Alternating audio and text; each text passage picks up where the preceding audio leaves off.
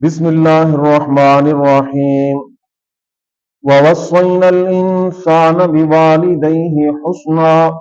سورۃ لقمان۔ اللہ تبارک و تعالی ارشاد فرما رہے ہیں کہ ہم نے تاکید کی ہے انسان کو اپنے والدین کے ساتھ حسن سلوک کرنے کی۔ اس آیت کے اندر جو ہمیں درس اور سبق مل رہا ہے، اپنے والدین کے ساتھ حسن و سلوک کرنے کا حکم دیا جا رہا ہے اللہ کی طرف سے۔ کسی ہمیں یہاں دنیاوی لوگوں کی طرف سے نہیں، بلکہ رب تعالی ہمیں کہہ رہے ہیں کہ اپنے والدین کے ساتھ تم نے حسن و سلوک رکھنا ہے۔ اپنی سوچوں کے اندر، اپنے خیالات کے اندر، اپنی زندگی کے ہر اس لمحے کے اندر تم نے اس چیز کو مد نظر رکھنا ہے کہ کہیں ہم اپنے والدین کی نافرمانی میں تو نہیں جا رہے۔ کہتے ہیں کہ اگرچہ والدین کے ساتھ تمہارا شدید تر اختلاف ہو ان کی سوچ کے ساتھ، لیکن تمہیں ان کے ساتھ نرم رویہ اختیار کرنا ہوگا۔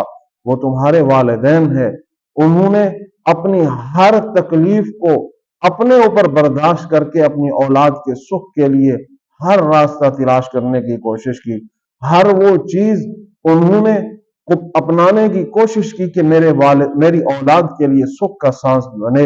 چاہے وہ اس تک پہنچ سکتے ہیں یا نہیں، لیکن وہ کوشش ضرور کرتے ہیں کہ ہم ہر وہ کام کریں جو ہماری اولاد کے لیے سکھ کا ذریعہ بنے۔ آج کل کے معاشرے کے اندر ہر بچے کی یہ سوچ ہوتی ہے کہ میرے والدین نے میرے لیے کیا کیا ہے، یہ میری اپنی محنت ہے، یہ میری اپنا تگ و دو ہے۔